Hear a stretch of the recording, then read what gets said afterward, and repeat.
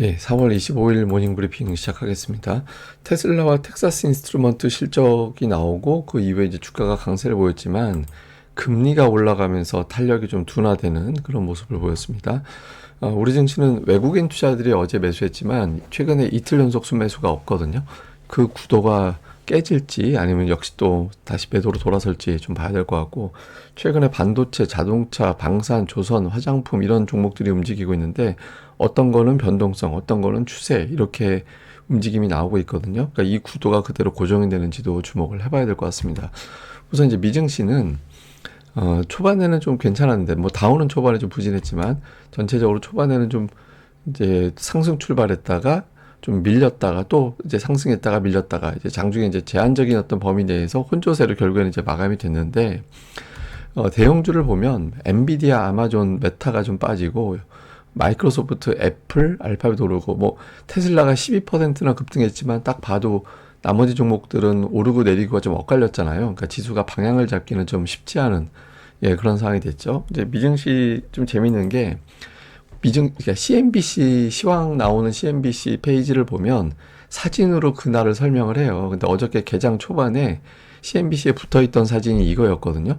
근데 마감할 때 사진이 이걸로 바뀌었어요. 그래서 딱 느낌이 오죠. 그래서 어제 미증시 분위기는 초반에 테슬라 효과 때문에 확 이제 웃다가 중반 넘어가면서 이게 뭐지 하는 분위기로 좀 바뀌는 그런 상황이 됐죠. 근데 이게 증시가 좀 독특한 게, 선거가 열리는 해에 보통 주식시장이 좀 빠지긴 하거든요. 이제 봄 넘어가면서 빠졌다 여름쯤 진입해서 다시 올라가는 그런 경향이 보이는데, 이번에 빠지긴 하는데 그냥 쭉 빠져버렸어요. 그러니까 쭉 빠지면서 보통 한 2달 동안 조정 나올 폭을 한 방에 다 조정이 나왔거든요. 그래서 이게 어느 정도 조정 폭으로만 놓고 보면 평균치하고 비슷한데 각도가 좀 거칠죠. 그러니까 미리 한 3분의 1 기간 동안에 미리 다 빠져버린 상태가 됐고, 이게 추세가 하락으로 더 이어지는 거냐 아니면은 미리 이렇게 때려놓고 그 다음에 이제 곧바로 올릴 거냐, 투자자들이 이제 궁금하고 그 판단은 이제 PCE 보고 판단해 보자, 물가지표 보고 판단해 보자, 이렇게 된 거죠. 그리고 4월 증시도 제가 이건 보여드렸던 건데 15일 넘어가면 대체로 회복세를 보이거든요. 근데 이번 달 같은 경우는 19일부터 회복세를 보이기 시작했어요. 그러니까 예전하고 지금 올해 증시가 조금 다릅니다. 그러니까 투자자들의 어떤 투자 심리라든가 이런 것들이 좀 불안정한 상태가 이어지면서 증시도 뭐 올라갔다가 내려갔다 장중에 막 변동도 크고, 그러니까 이런 흐름이 좀 나오고 있는데 어쨌든 그렇고요. 그다음에 기업들 실적 발표한 기업들의 주가는 괜찮았죠. 일단 테슬라가 12%나 급등을 해서 어제 시간의 오름폭을 지켜냈고, 다음에 텍사스 인스트루먼트 같은 경우도 5.6%, 예, 뭐 거의 뭐 시간에 올라갔던 수준으로 거의 이제 버텨내는 그런 모습을 보였습니다. 그래서 이 두 종목은 할 일을 했다, 그러니까 이렇게 이제 볼 수는 있는데, 다만 이제 오늘은 좀 걱정스럽죠. 그러니까 마감 후 나왔던 실적을 보면 이제 메타는 예상치보다 더 실적이 잘 나오긴 했거든요. 그러니까 매출이나 EPS 전부 다 예상보다 상회하는, 뭐 EPS 같은 경우는 예상이 4달러 32센트였는데 4달러 71센트가 나왔거든요. 시간에서 이제 급락하는 건 실적 전망치를 보수적으로 잡았어요. 그러니까 이 범위를 딱 제시를 했는데 범위 중간값이 한 470억 달러대 정도 되거든요. 근데 시장에서 기대했던 거는 482달러 정도, 482억 달러 정도.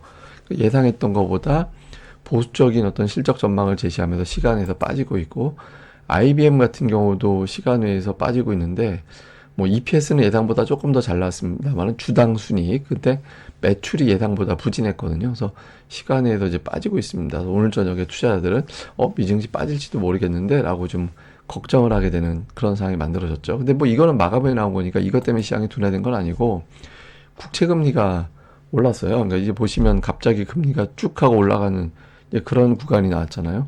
그래서 금리가 왜 올라갔지? 라고 봤더니 이날 5년물 국채 입찰이 있었거든요. 그러니까 미국이 5년 후에 갚을게 라고 하고 이제 돈을 빌리는 이벤트가 있었는데 금리가 4.659%에서 결정이 됐어요. 그러니까 이거 뭐 어제 설명드렸던 거로 조금 더 이어서 말씀을 드리면, 미국이 5년 후에 주기로 하고 돈을 빌립니다. 그런데 이자가 4.659%에서 결정이 됐는데 이게 어저께 5년 금리보다 더 올라갔고, 또 직전은 당연히 직전보다 올라갔겠죠. 4.235%였는데 이거보다 높았거든요. 그래서 투자들은 어제 2년물 금리는 그 전날 금리보다 낮게 이제 이자가 결정이 돼서 금리가 고점인가 보다 했는데 오늘은 또 올라가 버렸잖아요. 그래서 이거 금리 고점이 아니었구나, 그리고 또 하나는 이게 정부에서 돈 빌리는 거잖아요. 근데 이자가 계속 올라가고 있으니까 정부가 이자 비용 부담이 될 거고, 그러면 재정 정책이 어렵겠네. 정부에서 이자 내느라고 바쁘겠네. 그러니까 이런 걱정을 하게 된 거죠. 그러니까 이렇게 되면서 이제 좀 증시에 대한 자신감이 좀 떨어지는 그런 계기가 됐습니다. 근데 이거는 사실 미국이 좀 너무했어요, 이날은. 그러니까 700억 달러.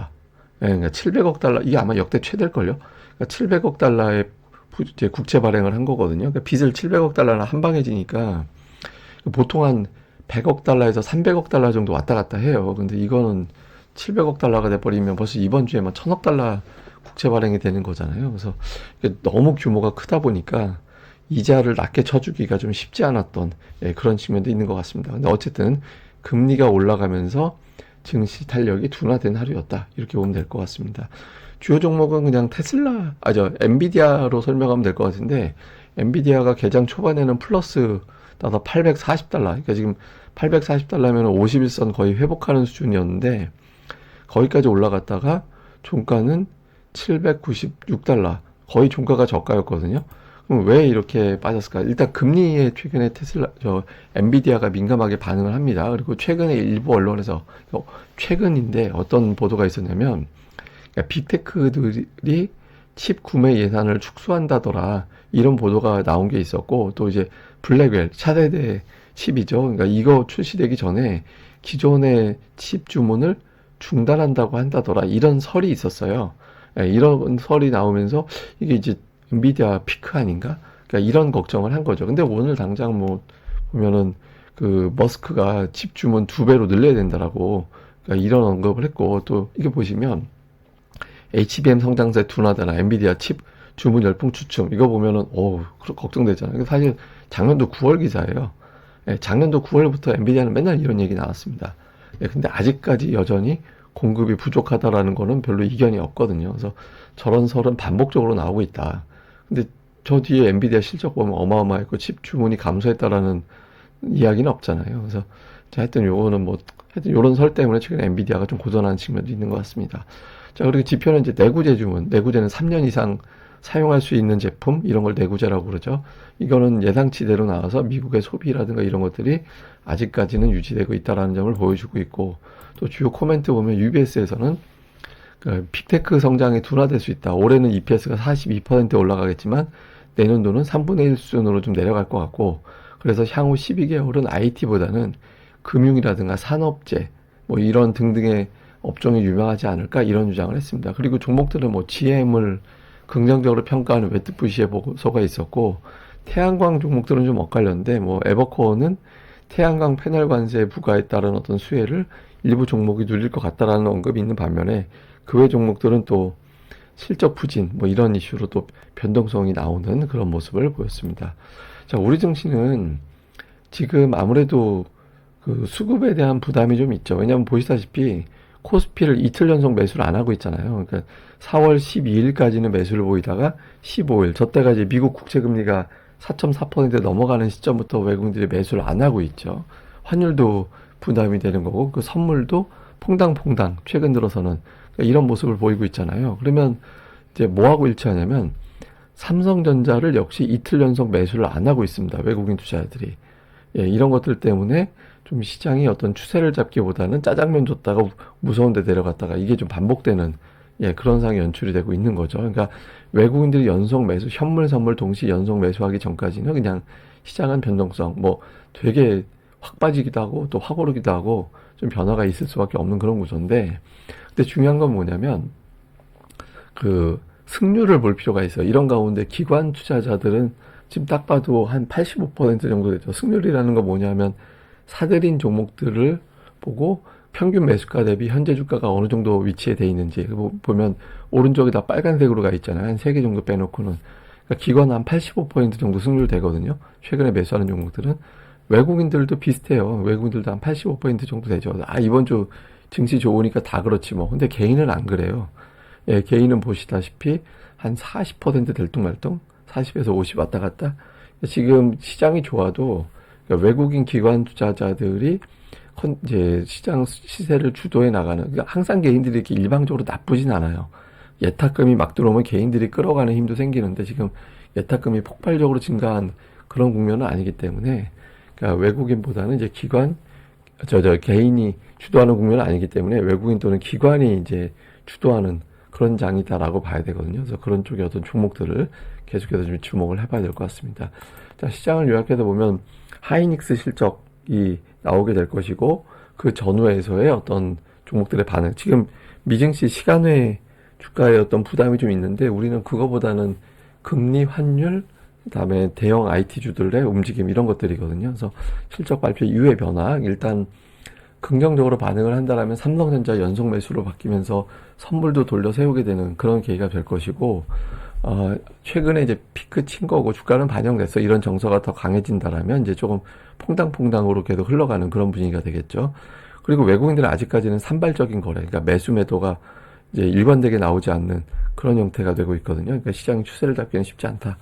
그리고 이제 예탁금이 정체고 신용잔고는 완만한 감소세, 그러니까 전체적으로 흘러내리긴 한데 이제 사이사이 하루씩 이렇게 증가되는 날도 있긴 한데, 그러니까 증시 자금으로 볼 때 개인 투자자들이 확 끌어올리는 그럴 힘이 있지는 않아요. 그래서 앞서 말씀드린 대로 외국인 기관 종목에 집중을 해야 될 것 같고, 그다음에 조선, 화장품 이런 종목군들이 시가총액 상위 종목들은 아닌데 나름대로 추세를 갖고 있거든요. 그래서 이런 종목군들을 보면서 연결고리를 계속, 만약에 추세를 갖는다면 좀 조선이 강하면 조선 기자재 보면 되고, 화장품이 강하면 화장품 뚜껑이나 케이스 뭐 이런 이런 거 만드는 회사들이 또 움직임이 나올 수 있잖아요. 그래서 이런 형태로 자꾸 좀 확장을 해봐야 된다. 그래서 이제 이 종목들에 대한 움직임도 계속 관찰을 해봐야 될 것 같습니다.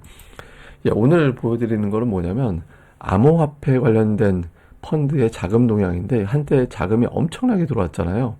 근데 최근 들어서는 유입되는 날도 애매하고 유출되는 날도 덜어 생기고 있거든요. 근데 이게 이제 왜 이걸 보여드리냐면, 코스닥 수급에 영향을 줘요, 이게. 그러니까 그 암호화폐 쪽, 뭐 비트코인 이런 것들의 초강세를 보일 때 코스닥 쪽의 자금이 일부 좀 빠져나가는 그런 경향성이 있거든요. 근데 이거는 지금 빠져나가는 국면이 안 나오다 보니까 코스닥이 살짝 회복되는 듯한 그런 어떤 이제 이유도 되는 거죠. 그러니까 지금 최근 들어서 코스닥 상승 종목수가 뭐 하루는 뭐 하락 종목수가 늘어나긴 하지만 그 다음에 바로 복원되고 이런 측면이 있잖아요. 일단 자금은 어떻게든 사고만 치지 않으면 우리끼리라도 조금씩 올라가려고 이제 움직임이 변화가 나오곤 있어요. 근데 이제 여기서 더 중요한 건 예탁금이 들어오지 않으면, 뭐 이건 암호화폐 관련해서 자금 빠져나가봐야 얼마나 영향을 주겠어요. 근데 이제 예탁금이 들어와 줘야, 그래야 이제 코스닥 쪽이 조금 더 푸시할 수 있는 힘이 생기거든요. 그래서 지금은 조심스러운 가운데 그냥 기관 외국인들의 종목 장세가 만들어지는 정도, 눈치 보면서 만들어지는 정도가 되고 있다. 이 정도로 보면서 이제 수급을 좀 집중적으로 살펴보는 기회로 삼아 보시는 게 중요할 것 같습니다. 그럼 또 하루 잘 보내시고요. 저는 다음에 뵙겠습니다. 이 방송 구독하기와 좋아요 꼭 부탁드립니다. 감사합니다.